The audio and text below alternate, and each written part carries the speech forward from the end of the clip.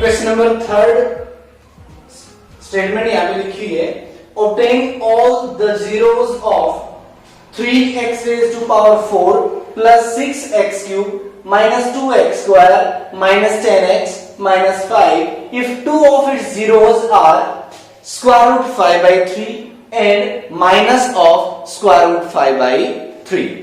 तो देखिए हमें करना क्या है, ये एक पॉलिनोमियल दिया गया है और ये दो जीरोस दे रखे हैं इस पॉलिनोमियल के, हमें बचे हुए बाकी सभी जीरोस फाइंड आउट करने हैं। तो देखिए अगर किसी पॉलिनोमियल के जीरोस के बारे में पता करना है कि उसके कुल कितने जीरोस हो सकते हैं, तो हम उस पॉलिनोमियल की डिग्री को चेक करेंगे। यहां पे डिग्री 4 है, हाईएस्ट पावर होती है डिग्री पॉलिनोमियल की, जो वेरिएबल की हाईएस्ट पावर होती है पॉलिनोमियल के अंदर, तो वो डिग्री कहलाती है। तो यहां पे इस पॉलिनोमियल की डिग्री 4 है, तो इसका मतलब इस पॉलिनोमियल के मैक्सिमम जीरोस 4 हो सकते हैं, उनमें से 2 हमें पता है। तो बाकी 2 कैसे निकालेंगे? बाकी 2 जीरोस अगर आपको निकालने हैं तो पहले हम एक फैक्टर निकालेंगे इस पॉलिनोमियल का और उस फैक्टर से इसको डिवाइड करेंगे। हम पॉलिनोमियल को डिवाइड करने के बाद जो क्वोशिएंट आएगा, बाकी बचे हुए जीरोस उस क्वोशिएंट से आएंगे। तो देखिए हम इसका सॉल्यूशन स्टार्ट करते हैं। Square root 5 by 3 and minus square root 5 by 3 minus of this are zeros of polynomial। हम सपोज कर लेते हैं इसको px, ये 3x raise to power 4 plus 6x cube minus 2x square minus 10x minus 5। अब यहां पे देखिए हमें क्या करना है, इन जीरो से एक फैक्टर निकालना है। तो क्या रहेगा, वो फैक्टर आप सपोज कर सकते हो कि gx होगा और वो इक्वल हो जाएगा x, ये प्लस है तो इसका साइन चेंज करेंगे स्क्वायर रूट 5 by 3 माइनस के साथ, मल्टीप्लाइड बाय x, इस माइनस का sign plus square root 5 by 3।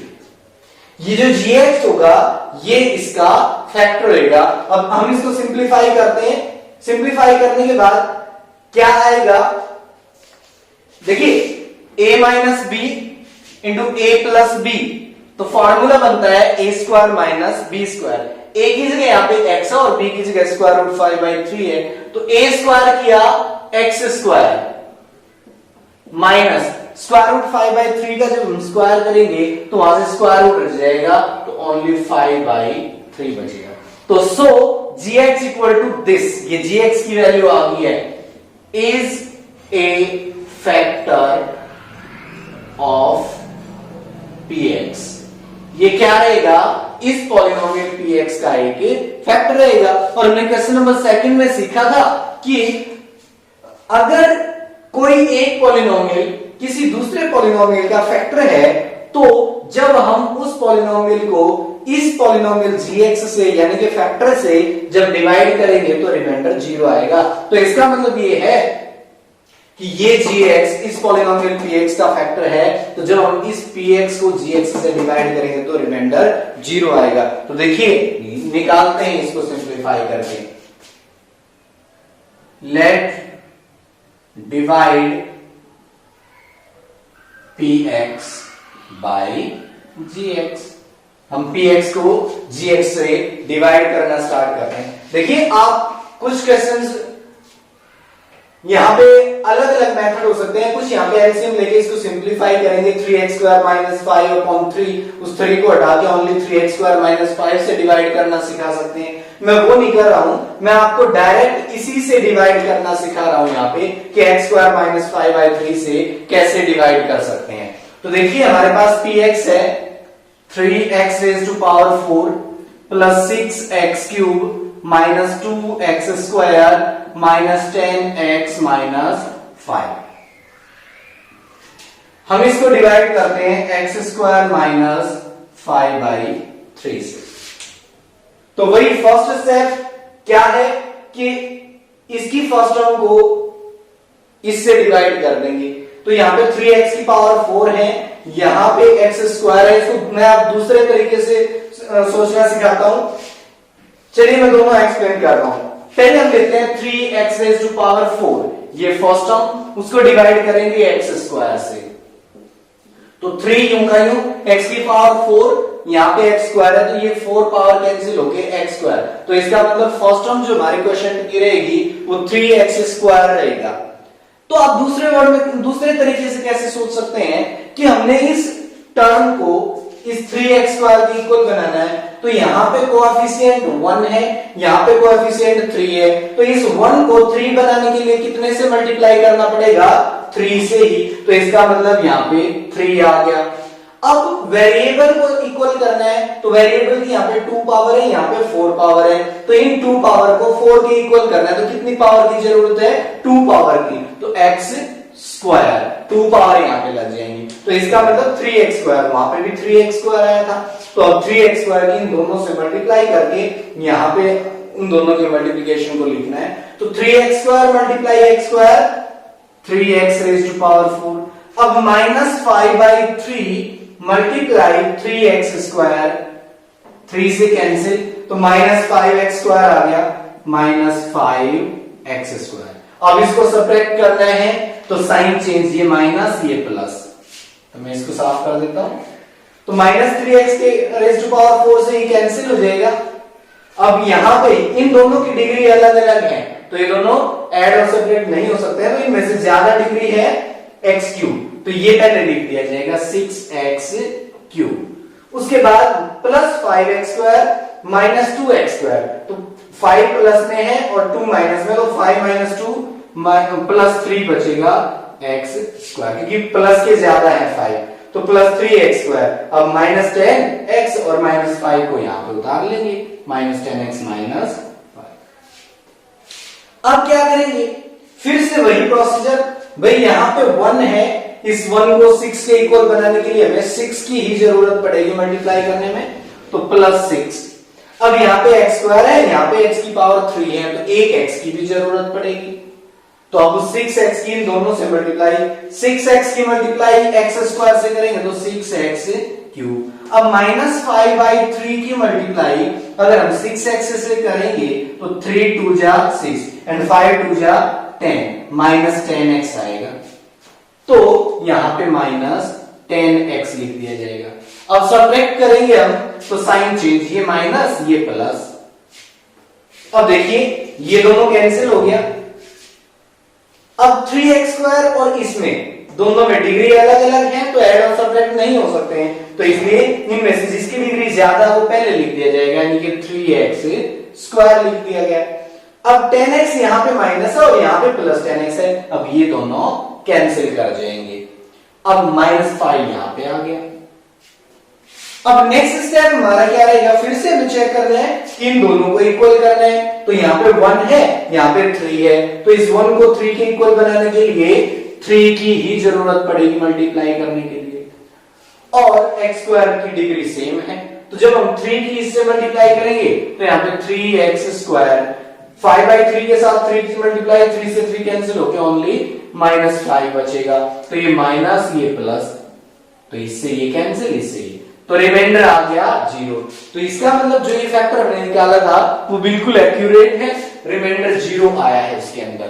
अब बाकी के जो 2 फैक्टर हैं वो आएंगे, यहाँ पे जो क्वोशिएंट आया है इस क्वोशिएंट से बाकी 2 हमारे रिमाइंडर 2 जो 0 जाएंगे। तो देखिए क्या करना है, 4 other zeros पुट करेंगे हम 3x square plus 6x plus 3 equals to 0। तो देखिए क्या हो जाएगा, यहां से इन सभी में से 3 कॉमन निकलता है, तो हम 3 को कॉमन निकाल लेंगे।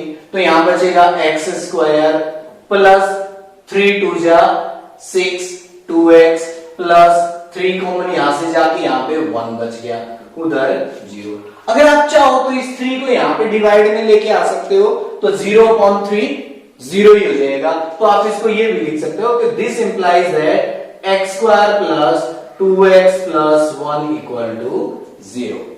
दूसरे वर्ड में देखिए आप एक्चुअल में क्या मीनिंग है इसका, भाई 3 मल्टीप्लाई समथिंग इक्वल टू 0 है, तो इसका मतलब दो नंबर्स की जब मल्टीप्लाई 0 है तो उनमें से कोई एक 0 होगा।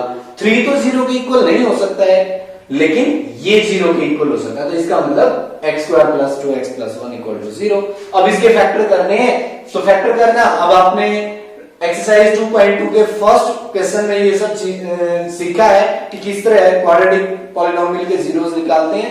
तो उसके लिए ऐसे फैक्टर ढूंढेंगे जिनकी मल्टीप्लाई 1 के इक्वल रहे और सम 2 के इक्वल रहे, तो 1 and 1 आएंगे, तो इसलिए हम इस 2x को ब्रेक कर लेते हैं, x² plus x plus x plus 1।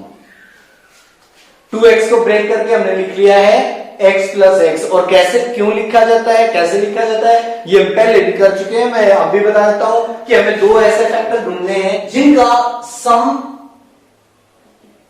तो 2 के इक्वल रहे और प्रोडक्ट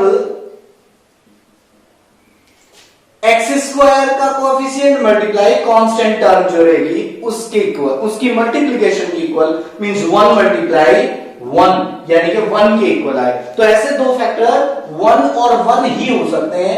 जब 1 और 1 की मल्टीप्लाई करेंगे तो 1 आएगा और इनका सम करेंगे तो 2 आएगा। तो इसलिए जो दो फैक्टर आते हैं वो 1 और 1 आते हैं, मींस x प्लस x हम इसको लिख सकते हैं। तो मिडिल टर्म को हमने सबमिट कर लिया है, x² प्लस 2x प्लस 1 की जगह x² प्लस x प्लस 1 लिख लिया है। तो देखिए अब हम कैसे सिंप्लीफाई करेंगे इसको, यहां पे 0 ही है, तो अब फर्स्ट 2 टर्म्स में से हम x को कॉमन निकालते हैं, तो यहाँ पे x प्लस 1 आएगा, x² से x कॉमन गया बाहर तो एक x बच गया, इस x में से x कॉमन चला गया तो इसकी जगह 1 बचेगा।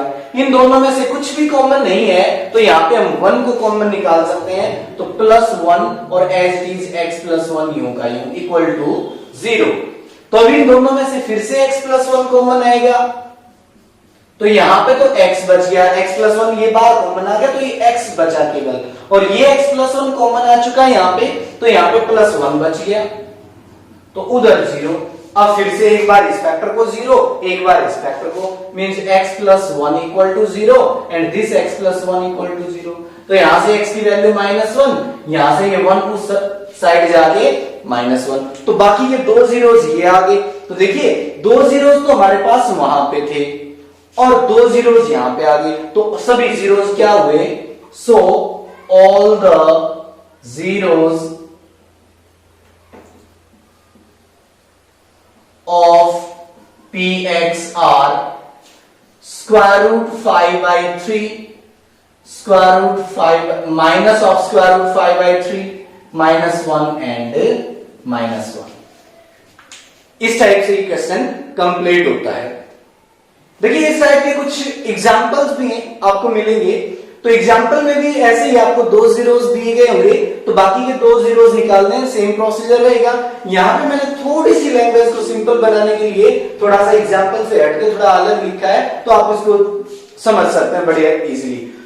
कुछ क्वेश्चन आपको ऐसे भी मिलेंगे जिनमें आपको यहाँ पे एक फैक्टर दिया गया होगा और यहाँ पे 3 डिग्री की कोई पॉलिनोमियल दी गई होगी, तो उस केस में यहाँ पे केवल एक लीनियर फैक्टर बनेगा ऐसे x माइनस 5/3, वहां पे एक जीरो दे रखा होगा, तो उससे केवल अगर बात मान लीजिए वहां पे 5/3 ही केवल दे रखा है स्क्वायर रूट में, तो केवल एक ये x माइनस स्क्वायर रूट 5/3 एक ये फैक्टर आ जाएगा। और इस क्यूबिक पॉलिनोमियल को जब इससे डिवाइड करेंगे तो फिर से क्वाड्रेटिक पॉलिनोमियल बचेगी, तो उसके बाद फिर से जीरो रख के बाकी के जीरोस हम निकाल सकते हैं। तो ये क्वेश्चन कंप्लीट होता है, बहुत ही इंपॉर्टेंट है एग्जाम में।